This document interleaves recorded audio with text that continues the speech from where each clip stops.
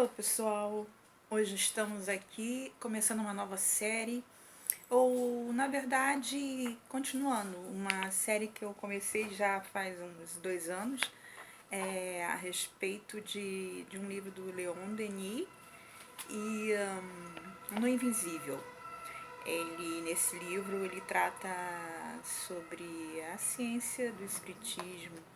É um livro muito importante para quem quer aprofundar um pouco mais, seguindo a linha do Kardec, seguindo aquela linha do Livro dos Espíritos, do Livro dos Médiuns.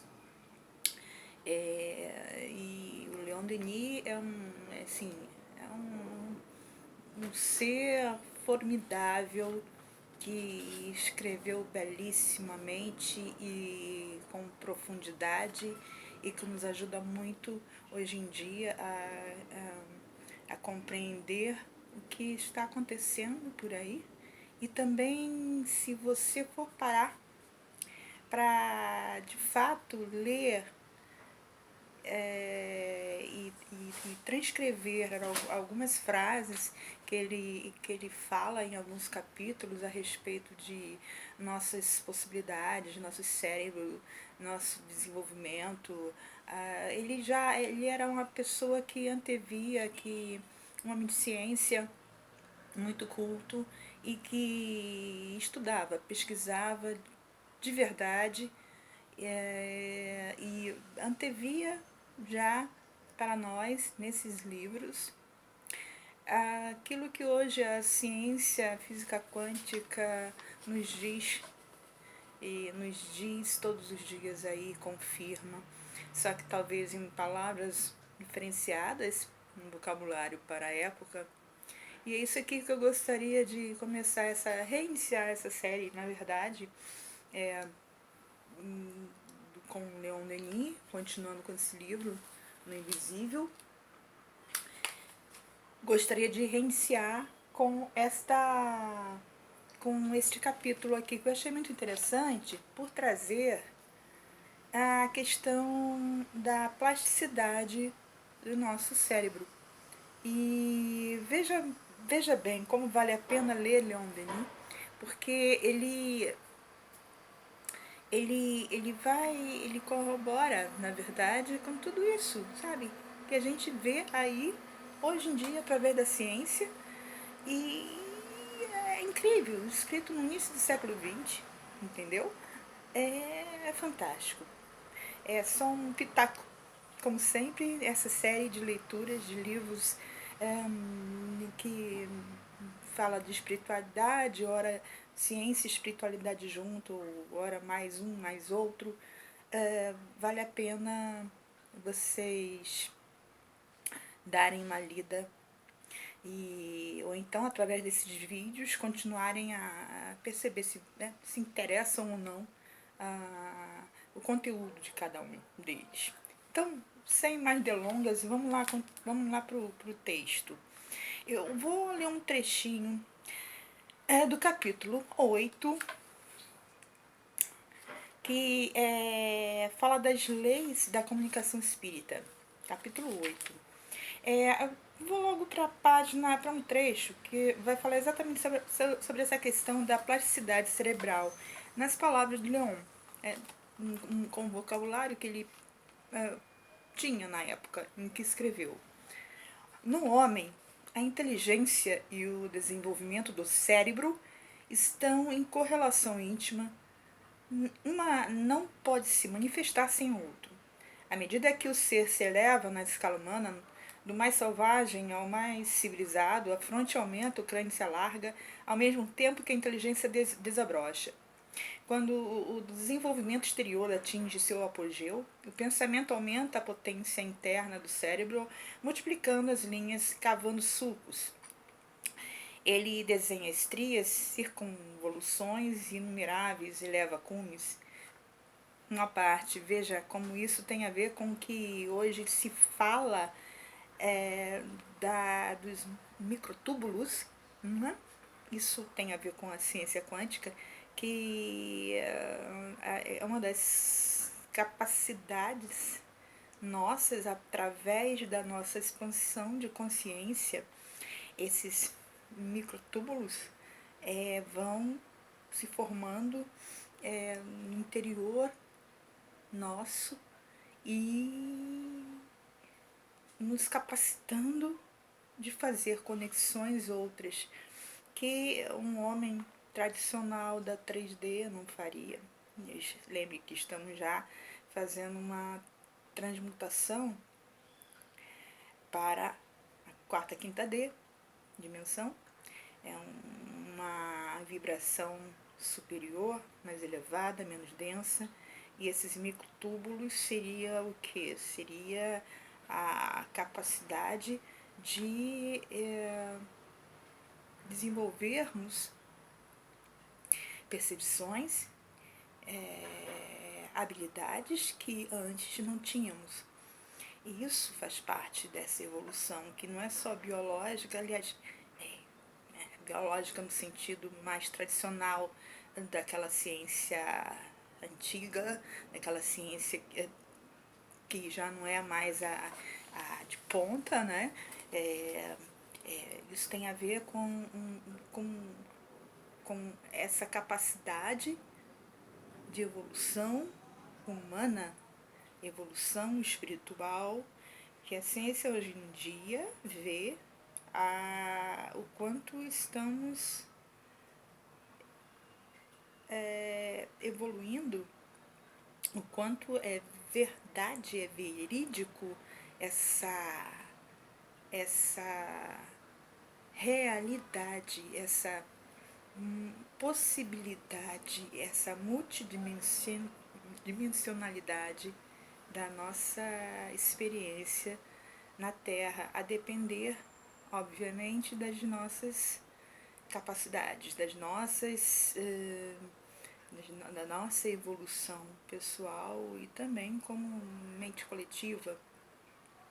Então, continuando aqui. Quando o desenvolvimento exterior atinge seu apogeu, o pensamento aumenta a potência interna do cérebro, multiplicando as linhas cavando sulcos.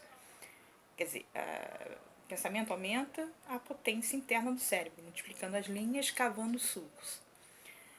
Ele desenha estrias, circunvoluções inumeráveis, eleva cumes, faz do cérebro um mundo maravilhoso e complicado, a tal ponto que o exame desse órgão, ainda vibrante pelas impressões da vida que acaba de escapar, é um dos espetáculos mais cativantes para o fisiologista.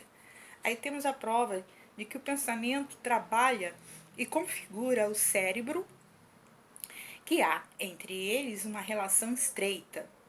E ele é um instrumento admirável, o teclado, no qual ele toca, do qual tira todas as harmonias da inteligência e do sentimento. Porém, como se exerce sua ação sobre a matéria cerebral através do movimento.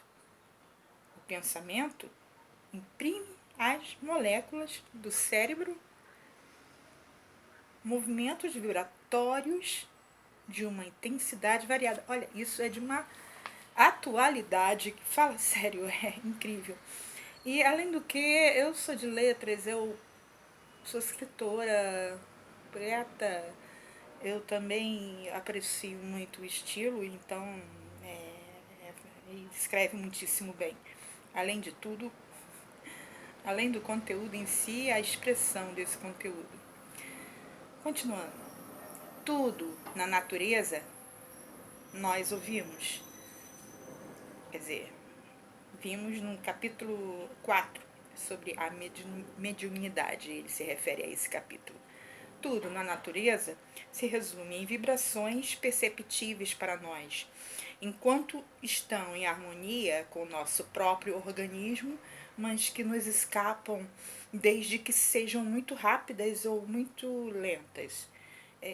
Daí a questão do alinhamento, de você, da sua frequência vibratória. Portanto, muitas vezes alguém fala, eu vi um objeto voador e do meu lado estava um colega que olhou para o mesmo lugar e não viu.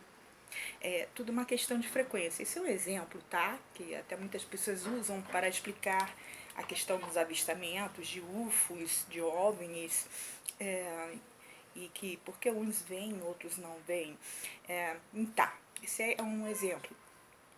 Outro exemplo é a questão própria da mediunidade em si. Pessoas que são capazes de é, perceberem coisas, ouvirem, sentirem, perceberem presenças invisíveis, né? Aqui na 3D, digamos assim, e outros não. Então, essa frase aqui, esse parágrafo corrobora com essa questão já conhecida de todos nós. Se resume em vibrações tudo na natureza, se resume em vibrações perceptíveis para nós, enquanto estão em harmonia com o nosso próprio organismo. Mas, olha, enquanto estão em harmonia com o nosso próprio organismo. Mas que nos escapam desde que sejam muito rápidas para nós, quer dizer, para aquela pessoa, ou muito lentas. A harmonia com você, com o seu organismo. Nosso poder de visão e de audição é muito limitado.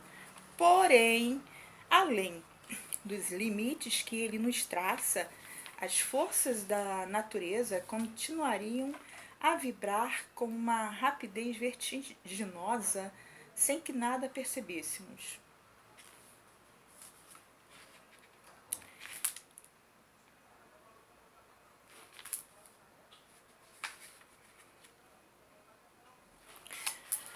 Pois bem, assim como os sons e a luz, os sentimentos e os pensamentos se exprimem em vibrações que se propagam na imensidão com imensidades diversas. Os pensamentos de ódio e de cólera, os ternos apelos do amor, o lamento do infeliz, os gritos de paixão, os impulsos de entusiasmo se vão através do espaço, contando a todos a história de cada um e a história da humanidade. As vibrações dos cérebros pensantes de homens e de espíritos se cruzam e se entrecruzam. Olha só o entrelaçamento quântico. Olha só essa questão da física quântica que tanto fala sobre esse entrelaçamento. As vibrações dos cérebros pensantes de homens ou de espíritos se cruzam e se entrecruzam ao infinito sem jamais se confundirem. Em torno de nós, por toda parte, na atmosfera, rolam e passam como rios sem fim, correntes de ideias, ondas de pensamento que impressionam os sensitivos e são frequentemente uma causa de perturbação e de erro nas manifestações. Atentem para esse trecho. Nós dizemos, homens ou espíritos, com efeito, o que o cérebro humano emite sob forma de vibrações, o cérebro fluídico do espírito se o irradia sob a forma de ondas mais extensas, irradiações que vibram sob um ritmo mais largo e mais poderoso, pois as moléculas fluídicas mais flexíveis, mais maleáveis que os átomos do cérebro físico obedecem melhor à ação da vontade. Todavia, esses cérebros espirituais e humanos contêm as mesmas potências. Porém, enquanto que no nosso cérebro mortal essas potências adormecem ou vibram francamente. Nos espíritos, elas atingem sua energia máxima. Uma comparação nos fará melhor aprender esse fenômeno. Essa comparação Charles Brownbaum a encontra num bloco de gelo onde estão contidas em estado latente todas as potencialidades que mantêm unidos os cristais de que ele se compõe. Submetendo esse bloco à ação do calor, liberareis forças que irão crescendo até que, passado ao estado do vapor, tenha recuperado e manifestado todas as energias nele contidas. Nosso cérebro seria comparável a esse bloco de gelo que vibra debilmente sob a ação restrita do calor, enquanto que o espírito será o vapor que se tornou invisível, porque ele vibra e irradia com muito mais rapidez para que possa ser percebido pelos nossos sentidos. A diferença dos estados se complica com a variedade das impressões. Sob a influência dos sentimentos que os animam, desde a calma do estudo até as tempestades da paixão, as almas e os cérebros vibram em graus diversos, segundo velocidades diferentes. A harmonia entre eles só pode se estabelecer quando suas ondas vibratórias se igualam. Aham. Como é o caso de diapasões idênticos ou placas de telefone. Um cérebro de fracos e lentos impulsos não pode se harmonizar com um outro cujos átomos estão animados por um movimento que se assemelha à vertigem. Nas comunicações espíritas, a dificuldade consiste, portanto, em harmonizar vibrações e pensamentos diferentes. É a combinação das forças psíquicas e dos pensamentos entre o médium e os experimentadores, de um lado, entre estes e os espíritos, de outro, que está toda a lei das manifestações. Ou seja, aqui ele está nos explicando como se dá a mediunidade em si.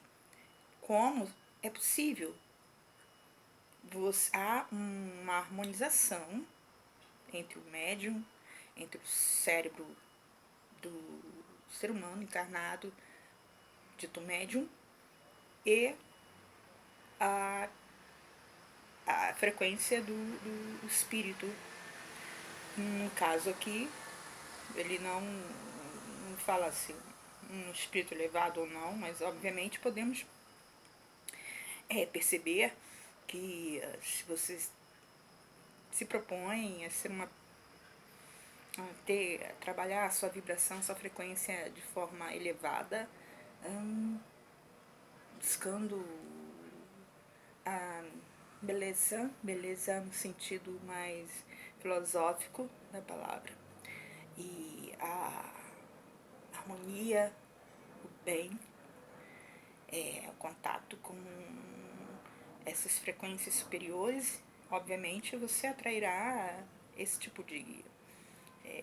essa harmonização será apropriada para espíritos mais elevados. Continuando.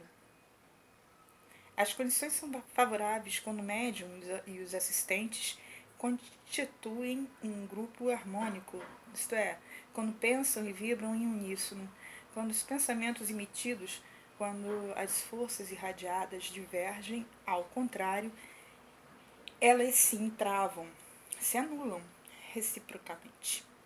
O médium, no meio dessas correntes contrárias, experimenta um constrangimento, um mal-estar indefinível, às vezes até ele é como que paralisado, anulado. Será necessária uma poderosa intervenção oculta para produzir o menor fenômeno. Que ele fala dessa, no caso de reuniões mediúnicas, dessa questão do grupo ser muito harmônico, está muito buscando um trabalho valoroso, disciplinado, contínuo e buscando essa harmonização, um objetivo, um foco. Quando a harmonia entre as forças emanadas dos assistentes é completa, Quando os pensamentos convergem para um mesmo objeto, uma outra dificuldade se apresenta. Essa união de forças de vontade pode ser suficiente para provocar efeitos físicos e até fenômenos intelectuais. E somos logo levados a atribuir a intervenção de personalidades invisíveis. É por isso que é prudente e sábio só admitir essa intervenção quando ela é estabelecida através dos fatos precisos. Muitas pessoas se espantam e hesitam às primeiras dificuldades que encontram nas suas tentativas de se comunicarem com os espíritos. Elas se perguntam por que sua intervenção é coisa tão rara, tão pouco concludente, porque a humanidade inteira não está familiarizada com o fato dessa importância. Outras pessoas, prosseguindo suas pesquisas, obtêm provas satisfatórias e se tornam adeptos convictos. Todavia, elas objetam ainda que seus bem-amados do espaço, parentes e amigos defuntos, apesar dos desejos ardentes e dos apelos reiterados, nunca lhes deram o menor testemunho de sua presença e esse insucesso lhes deixa uma ponta de dúvida, de penosa incerteza. É o sentimento que o próprio senhor Flammarion exprimia numa publicação recente da época em que ele escreveu, o Leon Denis escreveu esse livro. Ora, todo experimentador esclarecido explicará facilmente a causa dessas decepções. Vosso desejo de se comunicar com o espírito e um desejo semelhante deste não bastam. É preciso ainda que outras condições, determinadas pela lei das vibrações, estejam reunidas. Bom, com isso, por hoje, eu termino aqui e continuaremos amanhã, ok? Um abraço, fiquem na paz.